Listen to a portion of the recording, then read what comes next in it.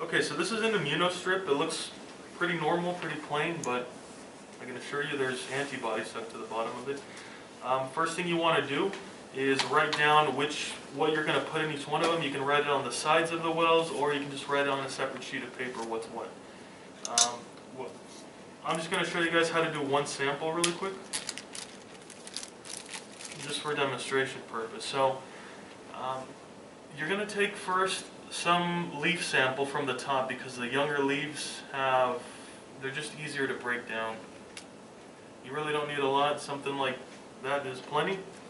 Put it inside the bag and change your gloves, because you're dealing with viruses. You don't want to contaminate everything. So this is the extraction portion. In your baggie, you're then going to put 3 milliliters of this general extraction buffer that we have here. So which micropipette are you guys going to use for the 3 milliliters? Should be the P1000, right? 1, 2, and 3. I forgot my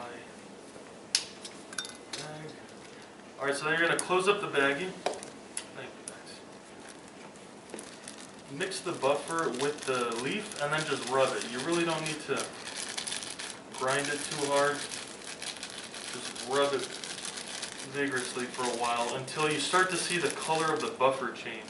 That's how you know you're getting sap in there. The sap is where all the virus is located. Alright, for demonstration purposes, that's enough.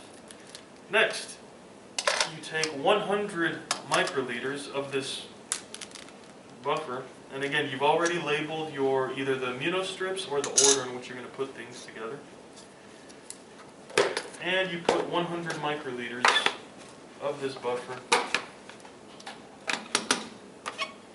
into the specific well that it belongs into. Try not to put too many bubbles in there. So for me, I'm going to load it into that first well. And again, don't touch the bottom of the well with the pipette, because you're going to disturb everything. Next, after you load up all 5 samples, you're going to put your your immunostrip into this box here, just like so, and cover it up. And we're going to incubate it for 15 minutes. I know the protocol says 20 minutes, but 15 minutes is plenty, and I don't want you guys waiting an extra 15 minutes. Then we're going to let it sit in that incubator in the back that's sitting at 37 degrees Celsius. And that's just so that the virus can have time to bind to all the antibodies. Once that's done, after you wait 20 minutes, you're then going to rinse off everything using this PBST, which is a phosphate buffered saline with something called Tween 20. You guys don't need to know what that is, you just need to know it's a buffer. Now this is a very crucial and important part when you start pouring off all the liquid.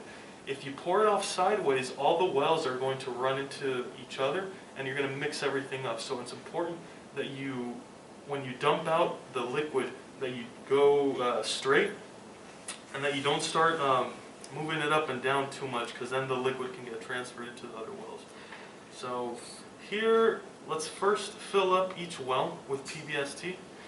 When you fill them up, make sure that the tip of this does not touch the fluid or any part of the well at all, because then you're going to contaminate the tip, and when that's contaminated, all your samples are going to come out positive or negative, and it'll screw everything up. So just very gently squirt PBST into the wells, not to make bubbles like I just did. So just for clarity's sake, that one's got a big bubble, don't worry about it. And then just dump it out. When you dump it out, don't be shaking it up and forth, or back and forth. Just drop it down and let it all come out. And you're going to rinse 7 times, right? So 7 times. Try not to add too many bubbles. Like that. And just boom.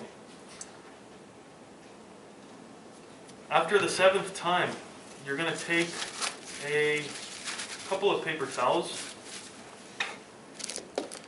and you're going to smack this onto the paper towel face down, and you're going to keep smacking back and forth, but not on the same spot. So whatever's already wet, don't touch that area because that area could be contaminated.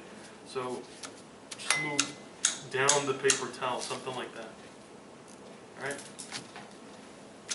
And then it's pretty much the same exact thing, except you change which buffer you add. Excuse me, not which buffer, which reagent you add. So it could be the conjugate, the PNP at the very end. PNP is light sensitive, as you can see here. The reason it's covered in tin foil is because of that. So PNP, the way it's stored, is normally in a black or brown bottle, so that light cannot penetrate it. But when you open this up, try not to leave it open too long. You can see there's not too much in there because you don't need too much PNP. But try not to let that sit out in the open. And then after that, at the very end, once you add the substrate, you're going to let it sit for 15 minutes in the incubator one last time. And then whatever color changes you see, you'll be able to know based off of what changes color and what doesn't, what your results are. Okay? Any questions? All right, let's get to it.